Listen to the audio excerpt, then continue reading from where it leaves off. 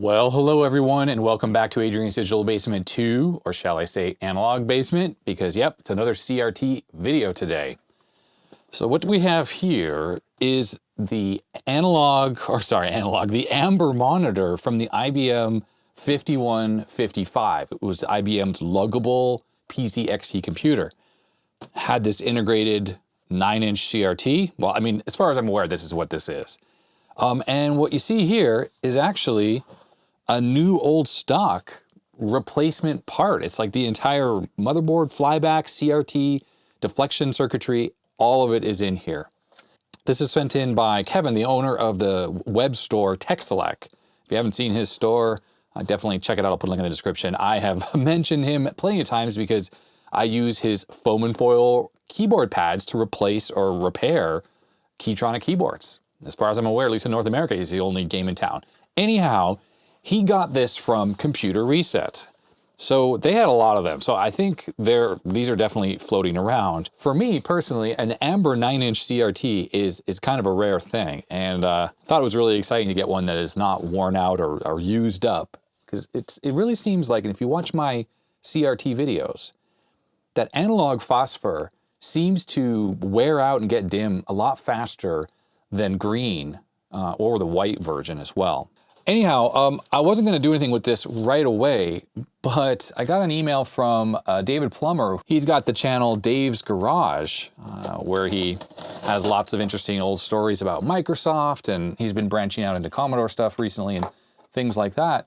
And he was mentioning that he had one of these as well, and he was wondering if this would be a good swap for the Commodore PET 2001 monitor. Now, what I wanted to do here is see if I can get this thing powered up, and let's see how this thing actually works.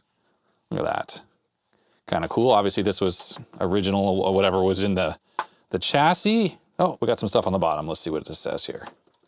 All right, Zenith Radio Corp, model number DS9CNF1, 13 volts DC, 1.4 amps. I've got some service number stuff here, and the usual X-ray warning, and we have a date here, February 13th, 1984. So as I had mentioned, Kevin had said that this was new old stock from Computer Reset for the IBM, and I think there was a bunch of other ones that were still in the original box, like the IBM packaging. This one was loose, well, I assume it was in that cardboard. Oh wait, look at the side right here. IBM part number right here, 1504321. So that confirms it. Absolutely, this is what this is. So I think the first thing I want to do is try to power this thing up and get a signal onto it. And I'll talk about the suitability of working inside the PET 2001 after I get this thing powered up. All right, first things first, I'm going to try to remove this top shroud here. Looks like it's had a clip on one side. Nope, I thought I had tape on this side. It doesn't. It just comes right off like that. It's very easy. All right, well, would you take a look at that? And this is what a new old stock CRT looks like. Not a lick of dust anywhere on here, none of that black soot. Everything is just perfect. And I'm normally wearing the gloves when I touch this stuff because it's so sooty and dirty, but not in this case. This thing, it's nice. Just take a look at that. Look how awesome this looks. There's something about just seeing everything so pristine and so new that just makes me feel kind of giddy. Now, just because this thing is not used doesn't mean it's necessarily going to work. Components can fail just with age. Not to mention, if you look at the deflection yoke here, there's all this glue on it. It's quite possible that that glue can eat away at the enamel covering of these copper windings here, and that can end up causing corrosion, which can cause shorts. I heard from people who went to Computer Reset that there were definitely parts of the warehouse that were really musty because the roof had been leaking and whatnot. So any of that was, say, leaking on top of things like these monitors could cause that corrosion to accelerate if that glue were eating away at the deflection yoke here. For the CRT itself, they're generally pretty durable. In other words, monitors that were left out in the rain and the mud for many, many years can still work totally perfectly if the circuitry is not damaged, but of course you could always swap the CRT into another monitor. And David Murray, 8-Bit Guy, made a video about an Apple II color monitor he got at Computer Reset that needed some minor work, and then it worked as well. So yeah, it just sort of shows how actually hardy these things are. But the fact is, all of the metal on here is completely pristine, so it's very unlikely that this was exposed to anything. And oh, I got it wrapped in a bag as well. I think it was the original bag in that cardboard box. So don't know why the original box was missing. Maybe someone took it out, tried it, and it didn't work, and they put it back in. I don't know. But it certainly hasn't seen extensive use inside a computer. All right, so how do we get this thing working? Well, right here is a little control panel. It's held on by two plastic ties. I think that this goes somewhere else on 5155 for adjusting probably brightness and contrast. I've never actually used a 5155, so I'm not positive of that, but the fact is this isn't attached to this, it's just held on by those. And these wires here, which is the power cable, and that would be the video signal cable, have lots of length that's just wrapped up right here, so that obviously goes somewhere else in the case. So first thing we have to consider when trying to test this is, how do we power it up? Well, now that I saw that sticker that literally says it runs on 13 volts DC and probably would work fine on 12 volts, that's pretty easy.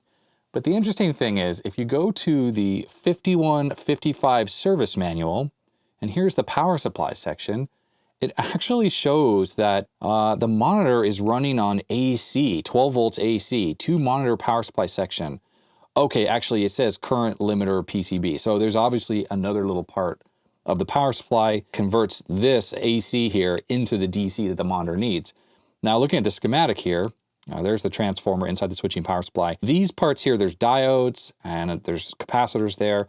And these are the various voltage rails the computer uses, like +5, +12, -12. I'm surprised that they don't just run the monitor directly off the +12. But I suppose that little circuit that is talking about here, this current or supply section of current limit PCB, that must be something that does that conversion, and it also has a fuse, because looking at this, I don't see a fuse. And when you're dealing with analog circuits like in this CRT, you do need to have a fuse, because there's a lot of transistors and things that if they go short, it can cause massive destruction inside of here. So you really, even if you run this off a 12 volt power supply, you want to current limit it. Either use an inline fuse or use a power supply that doesn't have too much current that would blow this thing up. I'm going to look in this manual again here, try to figure out exactly how much current this monitor needs. Let's see here. All right, so this section here that's talking about the power supply for the monitor, and it says right here that you do need a load on that part of the power supply. Otherwise, it goes up to 24 volts, it sounds like. So you want to load it up if you're testing the 5155 power supply without the monitor connected. But it says that the supply is rated for 1.5 amps, and it's 12 volts. So like I was just saying, if you're gonna run this thing outside of a 5155, make sure you use a power supply, like a 12 volt power supply that's maybe rated for 1 amp or 1.5 amps, or just install an inline fuse so that if something goes wrong inside the monitor and it draws more current, that it blows that fuse. And please also remember that when a fuse blows, if you have a fuse on a system and it blows, there's usually a really good reason for that. And it's not just like, oh, the fuse blew, let's just replace it and we'll be fine again. Typically there's a problem that causes the fuse to blow, unless the designers put in like the wrong value fuse, which it's possible. But typically the designer knows how much current something should use, and then they add in a safety margin and then they put the fuse in there. And that way it doesn't just blow when everything's operating normally. So just, yeah, keep that in mind. Blown fuse, don't just replace it, or don't just jump it over with a piece of wire and expect things to work. It's really best to try to figure out what exactly blew the fuse in the first place. So using a bench power supply that is current limited is a really good way to do that kind of testing without being catastrophically damaging to what you're working on. Okay, let's power this thing up. I'm going to cut this connector off here. I do not have the other side of that. That connector is surely from the 80s, and I'm sure it's still available, but I don't have it, so it's just easier for me to connect right to these wires. In addition, this is going to be the video input signal right here. I don't have schematics for this, but you see it's just got 2 wires. Almost certainly the black wire is ground, which will be common with this black wire right here. So we'll just grab the multimeter, put it on continuity mode. Yep, there we go. This black wire here should be grounded to this, and it is. And let's see, this black wire on the video connector is also grounded to there, and the chassis, yep. Okay, so that is definitely ground, and that's ground. All right, we have the good old Corad bench power supply here. I'm gonna start at 12 volts at around 300 milliamps here. Almost certainly that's not gonna be enough to run this monitor. It's gonna go to current limiting, so the voltage will drop significantly and the monitor will not run, but that's where I'm gonna start, just in case there's like a dead short and this thing just drops to like 0 volts or something. Before I power this up, I'm just going to double check that everything else looks okay. I've already given this a quick inspection. All the caps look good. I don't see any leaking. The ground lead from the back of the CRT here is connected right here to the corner. Need to make sure that it's connected, otherwise you can have arcing that could cause damage inside the machine or inside the monitor. The standard warnings apply. Do not work on a CRT unless you know what you're doing. It can be dangerous. As you can see here with this sticker, 12,500 volts, high voltage, not good if you touchy in the wrong place. So if you don't know what you're doing, just avoid even going in and opening the CRT. Don't even bother. So just, that's my word of caution. I think I'm ready to try. I'm not going to hook a video signal up. I'm just going to try this on its own. Here we go. All right, it dropped right down to 6 volts on the power supply at 300 milliamps, but that is okay. If it had dropped down to like 0.5 volts, then I would think that there's like a dead short in here. I'm just going to say I need to raise that up to say 1 amp. Let's try it at 1 amp and see what happens. I better put the camera on the monitor in case there's fireworks. All right, here we go. Okay. 900 milliamps, and I hear high voltage, so I'd say that this thing is running. Okay, I see a little bit of a retrace going on there. It might be hard to see in the camera. Some of the caps may be bad because I'm seeing a lot of waviness going on here. Thing's obviously running. Let's see what this other control does here. Yep, there's a retrace. See this ripple? That can come from caps that are just dead and open. So I think it's time to hook a video signal up. Let's turn the power off. And this RCA cable is plugged into the pattern generator. So I'm just going to go right on and clip right onto this, like so. And then, as I said, I already determined that the black wire here is chassis ground, so I'm going to connect the positive here to the positive side. And of course, the negative to the negative. Alrighty, here we go. Power it up. Okay. It's running to pulling about 900 milliamps. Oh, I do not see any kind of ripple. Turn this way down. It was way too bright there. All right, there we go. That works. So positively, absolutely confirmed that the 5151 runs off of regular NTSC video. So that's what we're sending this thing right now. And, you know, I gotta say what's interesting is for something that's new old stock, I would expect this to be a lot brighter than it actually is here. So as I turn up the bottom one here, you're gonna notice it's gonna start to bloom. No, not that one. If I turn the other control, this one, see that's what's called blooming. Notice like this bar here, which is white, starts sort of bleeding over there, and that starts getting wider as well. That's basically the CRT being overdriven. On a CRT, when you overdrive it, you get that blooming. And what's happening, from my understanding at least, is the cathode, which is what's sending the electrons to actually light up the phosphor here, it's saturated. And when it should turn off, it doesn't. And it just keeps sending some electrons. And that's why it just gets smeary and bloomed. Well, this thing is brand new, and it's doing that. So I'm just assuming that these particular CRTs, I guess Zenith, or whoever made these, they're just not that bright. It's very clear, it's very readable, and it's very sharp, but I just would expect it to be a lot brighter than this. But anyways, it's not. Just to see, this thing is running right now, 12.01 volts, about 900 milliamps. It's actually gone down a little bit. What's probably going on is that this monitor hasn't been turned on since it was manufactured, and that would have been in the 80s. So these caps in here are all sort of reforming. And I don't fully understand that process. I don't know how much of a thing that really is, but I guess from my understanding, when a cap is reforming, it does draw some more current. So it's not unusual for the current draw to drop after a little while of running something that's very old like this. Not to mention the CRT itself can sometimes wake up, at least so I've heard. Like the emissions can be better after you run it a little while. And I've seen that myself with some of these old TVs I get. When they're tired and old and worn out and I turn them on for the first time, you can barely see the picture. It looks terrible. And then you just wait a while and the emissions come up and then it starts to become a bit better. Not great, but a bit better.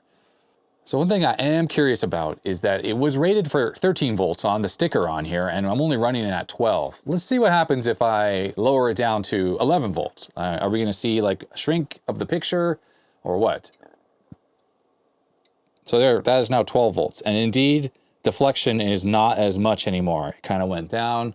If we go back to 12, there we go. You get more vertical deflection and a little bit more horizontal deflection as well. Let's try 13 volts.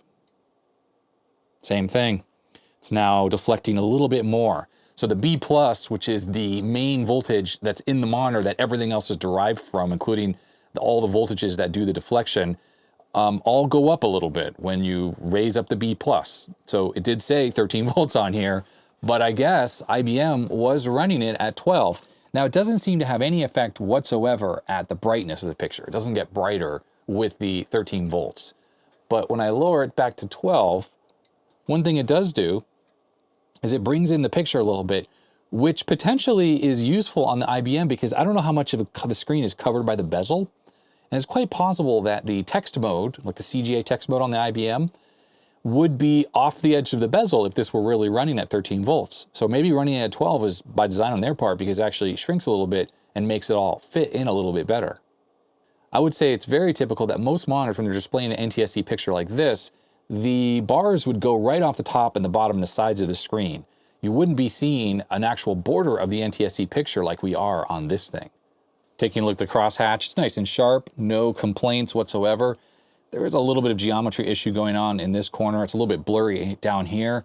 There are the little magnets on here that you can turn that kind of move the corners around, so those are available. Obviously, when Zenith made this for IBM, this right here was good enough. Those magnets are glued in, so it's not like they've moved over time. That's how this thing was, I'm sure, off the manufacturing or the production line. That's what I was trying to say, production line. So the monitor's on, and I noticed that there's a little bit of a ticking noise coming from where the high voltage anode cap is connected. And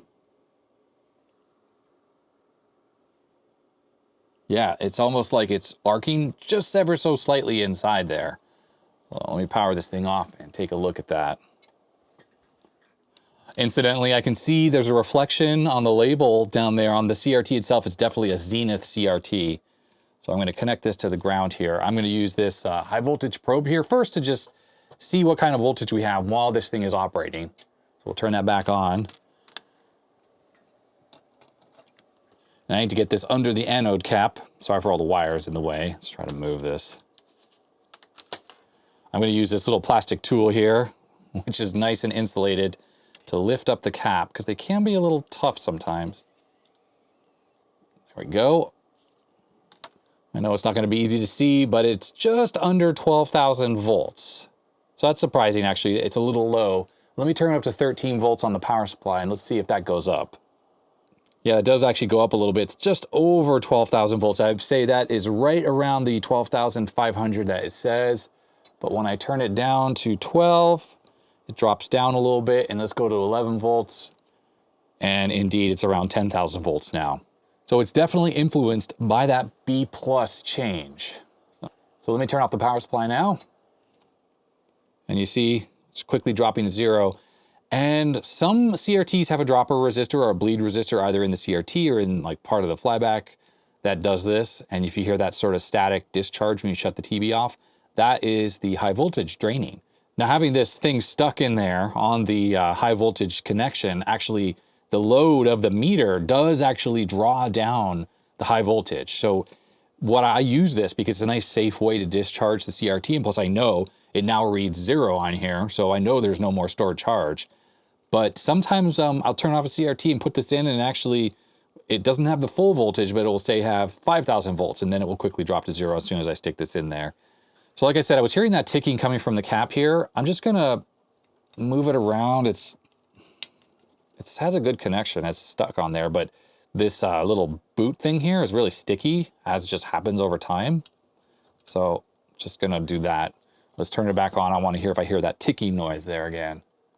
No, I don't hear any more ticking. So I guess there was just a little bit of a dodgy connection in there that was arcing slightly. All right, so let's talk about suitability for this monitor inside a PET 2001. There's a couple of things to consider when doing a tube swap. First off, and I've talked about this a bunch of times, what matters when you're putting one CRT into another monitor is the tabs, the mounting tabs. They are attached, usually welded onto the implosion band, which is the band that surrounds the front of the CRT here.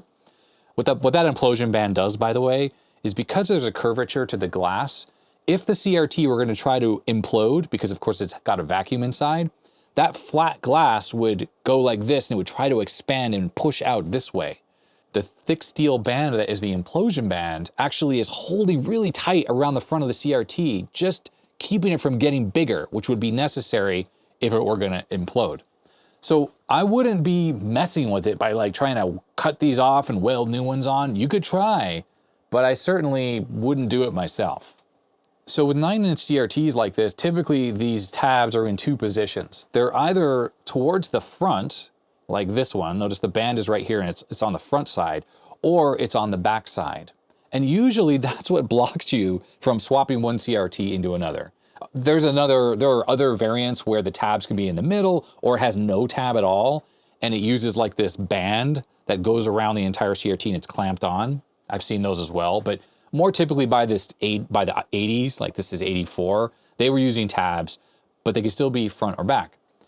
Now this front tab placement is the same as the Macintosh. So I think this would go straight into a Macintosh. And you might be seeing me doing that on a future video. So yeah, don't be surprised if you see an Amber Mac at some point in the future. But the Apple IIc monitor, for instance, the tab is towards the back. And if you recall, when I took the green CRT and put that into a Mac, I had to print these little spacers because the Mac was expecting the tabs to be here. So using spacers with longer screws, I was able to install that 2C monitor into a Macintosh. But the same can't be said for the other direction. When the monitor chassis, like the case, expects the tabs to be here, when you put in a monitor like this, a CRT like this with the front tabs, there'll be a gap that's as big as this between the glass and the front bezel of the monitor. So that's just not gonna work. Now for the PET 2001, or any of the 9-inch Commodore PETs, I took a look at Chuck Hutchinson's video where he rebuilt one, and he took the CRT out to refurbish the whole computer, and I looked at it because I've never taken mine out, and sure enough, his PET at least has the mounting tabs on the back. And that means that this particular CRT is not suitable for going inside a PET unless you modify the case or you try to modify the CRT. Like I said, I really do not recommend, I mean, it's already dangerous enough working around a CRT like this, but to try to cut these tabs off and stuff, it's no, just don't do it. There was something else that Dave was also asking me. I'm not sure on his PET if it's just the CRT that's worn out or if there's problems on the entire analog board. A worn out CRT, there's nothing you could do except replace the CRT. A malfunctioning analog board, you can try to fix it. You could also just try to swap in, like this one, into the monitor. Now, this one's pretty little. The whole board here looks like it's about that big. It's definitely smaller than the PET. The flyback is on its own little stand here. But I think what would be possible is if this CRT actually fit inside the case, because the tabs were, if they were in the right place, I think it would be quite possible just literally install this whole chassis here, because the board and the flyback is all attached to the front of the monitor in this case, and the tabs are still fully accessible. I think you could just install this whole thing into the PET and it would work. So there's probably room for this part of the board. Now there are still a couple other things that are difficult when it comes to using a monitor like this, even the whole chassis in a PET. First off, we already determined this runs off DC, 12 volts DC, right? Or 13 to 12 volts. The PET monitor actually runs off of AC. It connects directly to the transformer inside the PET. It's up on the top left corner. And the monitor itself has the bridge rectification going on, the capacitors, to filter that, turn it into the DC that it needs. I don't even know what B+ that monitor works at, like after it converts the AC into DC.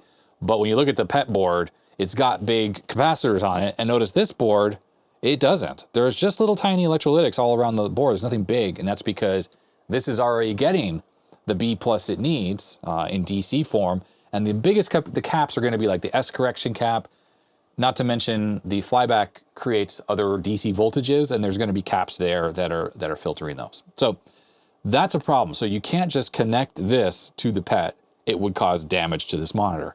You would either need to create a little power supply that takes that AC voltage on the PET transformer and turn it into DC, or use like a 12 volt little wall wart, like a 1.5 amp one, inside the PET case with lots of room, and wire that up to the power switch so when you turn it turns on the monitor at the same time. So that would sort of solve your power supply issue, but you do have to solve for that. Next up is we determine this thing runs off composite video. As we can see, my NTSC pattern generator is driving it perfectly. Well, the PET 2001 does generate an NTSC-like signal with the same timing, but the PET monitor runs off horizontal vertical sync and a 5-volt TTL video signal, which is just on or off, right? There's no grayscale, which clearly this monitor does support. And I'm pretty sure IBM did this because in the 5155, CGA, it runs off CGA, and it supports graphics modes and like shades of amber, right, for the different colors. So that's why they used composite and not just a digital signal. On the PET, you'd need to use something that converted its native video signal into composite NTSC. Now, luckily that exists, like people have made those, there's like circuit designs, and you can go buy little boards that actually do that conversion. Like they have the buffers and they combine the signals in the right way. And one of the reasons why is probably for stuff like this, to like swap in a broken monitor or a working monitor for the broken monitor using a composite one, or maybe using an external big monitor like your TV with your PET, where you're not stuck using a little 9-inch thing. Now, what am I gonna do with this thing? Well, I don't know yet. Clearly, it's not very safe to use open like this, right? The CRT is good though, and I can put this in things. And like I said, it uses the front tabs, which are very compatible with at least the Macintosh and some other things. I'm probably gonna keep this chassis around, even if I take the CRT out and use it somewhere else, just for testing CRTs. In fact, I'm gonna go grab another CRT. Let's hook it up and see it work. All right, here is a CRT out of a Macintosh. Who makes this thing? Samsung makes this. Samsung was one of the manufacturers for the Mac, and there was also Clinton, or two companies that made it. So one thing I wanted to point out about this Amber CRT, which is really interesting to me, is that notice that it's literally amber. The phosphor color on this monitor is just sort of a grayish, so we know that this is like a paper white style display, or the kind of bluish white. Normally, the color of the phosphor doesn't have anything to do with what color light it produces. In case in point, you look at like a Apple IIc monitor, which is green, and it looks exactly like this, and yet it produces green light, and this produces white light. I have other amber monitors that look just like this one, and they produce amber, but this one, on the other hand, has this amber color. And what I'm really not sure, and maybe some CRT experts out there can pipe in and tell me what's going on here, is this actually using white phosphor, as in this phosphor here, and then it's amber because it's got glass on it that is like a color filter? Almost like, imagine if I took this monitor and I took one of those light filters that you use for like studio lighting and just stuck it on the front. We'd get an amber picture, right? Is that what's happening here? Is that why it has this total amber color? And is that why it's also not super bright? Because a lot of the light that's produced by the phosphor is being wasted to this filtering? I tried to look like through the edge of the glass, because sometimes when you run a CRT, you can like try to look through here and you can just sort of see inside and see the phosphor. But I wasn't able to see that on the Zenith CRT. It's like they've coated the inside with paint or whatever. It's just weird that it's got this amber color. I have another monitor that's like this too. It's the Compaq monitor from the original Desk Pro desktop computer. It's 12-inch if I recall, and it also has this amber glass going on. So yeah, I'd love to hear from the CRT experts. Is this a Zenith thing? Are they just putting amber tinted glass on top of amber phosphor? Or is something else going on, like it's just white phosphor, or like this bluish one, and then they put this on top? I'm super curious to know. All right, to swap a CRT, we can just do it outside here because these wires have enough length to it. We obviously need to connect up this connector here. We need to connect the high voltage anode, and we need to move the deflection yoke from this monitor onto this one. Oh, and lastly, we have to connect this ground lead as well, which while it moves around, oh, it's really stuck on there. Okay, there's a little button you push and it slides off really easily. Okay, now it's sitting there trying to yank it off. Next up, I gotta discharge the CRT. So again, I'm gonna use my high voltage thing here. We're gonna clip on right there. Obviously at this point, if you are gonna work on a CRT, when you're gonna discharge it, always clip onto the CRT itself, or like if there's a ground wire that runs across the DAG here, connect to that. Don't connect over here or over here. If you connect your ground lead to like over here or somewhere else on the chassis, like if it's on a Macintosh, like onto the case itself, you could potentially send high voltage through a component and destroy things. And I have a friend, unfortunately, that happened to him on his Mac. I think it was a 512, where he accidentally did that. And let's see if there's any storage charge. Oh, yes, there is. There was a couple thousand volts. It wasn't a lot, but it was like maybe 3,000 or 4,000. He accidentally discharged it through the case, and it blew out the custom PAL chip that Apple uses for video generation. So he had no more deflection any longer. And that kind of sucked. All right, so I'm just going to use this plastic tool. This tool is great for this, to push the little metal clips out here. If you want to make sure that there's nothing residual inside the CRT, clip it on again. And I'm just going to touch there. I have gotten shocks from the CRT after discharging it. Nothing bad. It's like it feels like static electricity shock. So that can happen. Okay, so that's off. Let's pull this connector off the back of the CRT. Now notice there's all this like brown gunk on the outside here. It's like obviously some kind of a glue or something. I don't know what the deal is with that. That might make it harder to slide this thing off. Hopefully that's not the case. Let's get this off. Okay, there's a little nut I have to hold. You don't have to take it off completely, just loose.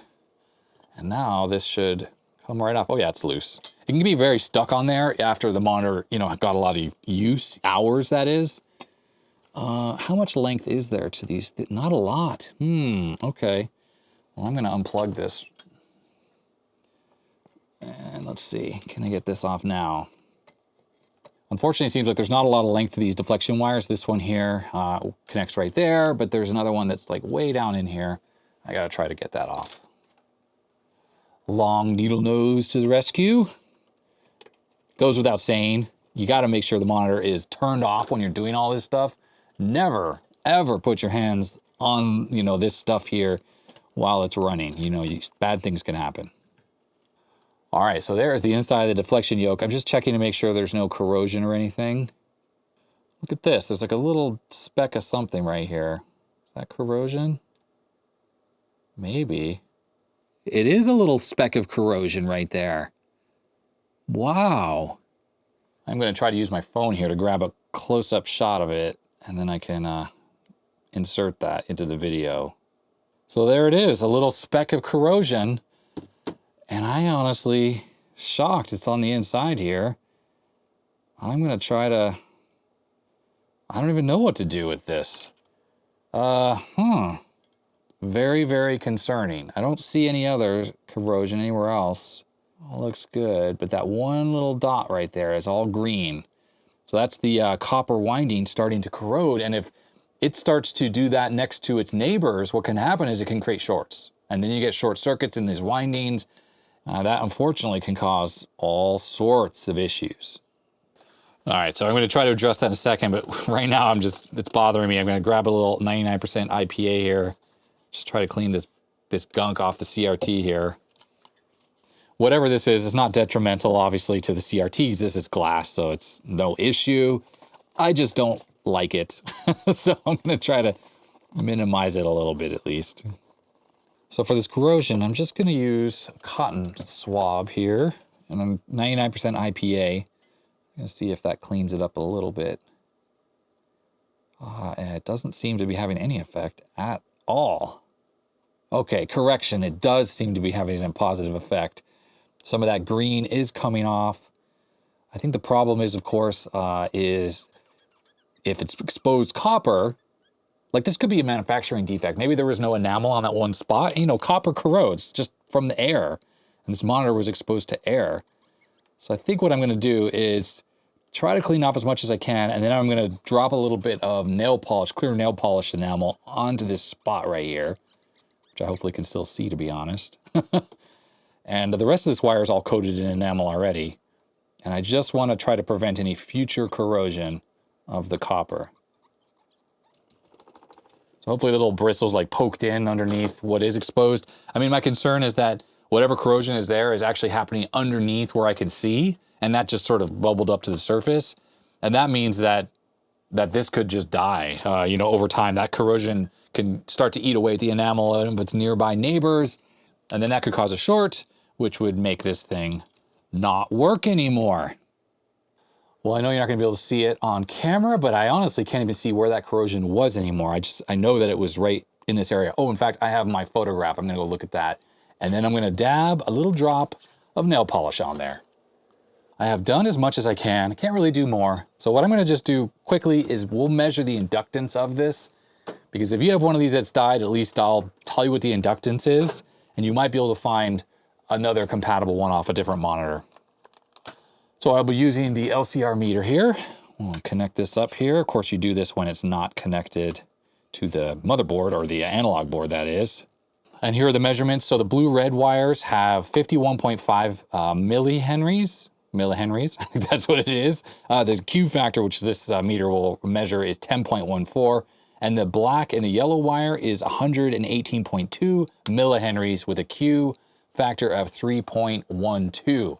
So if you're gonna use another deflection yoke that fits on this, like from another similar monitor, it's gotta be pretty close to this, because these windings here take part in the resonance of the entire circuit, and the high voltage is really generated in conjunction with this. Without the deflection yoke connected, you're not really gonna get the proper high voltage on this monitor. For me, I'm gonna stick this inside the monitor here, just for my future reference, in case I ever need to fix this thing because of that corrosion there. And now just a little dab of this nail polish here. Hopefully it gets in there and soaks in, covers up whatever is exposed in there that is corroding, and hopefully stops any further corrosion. I mean, who knows, right?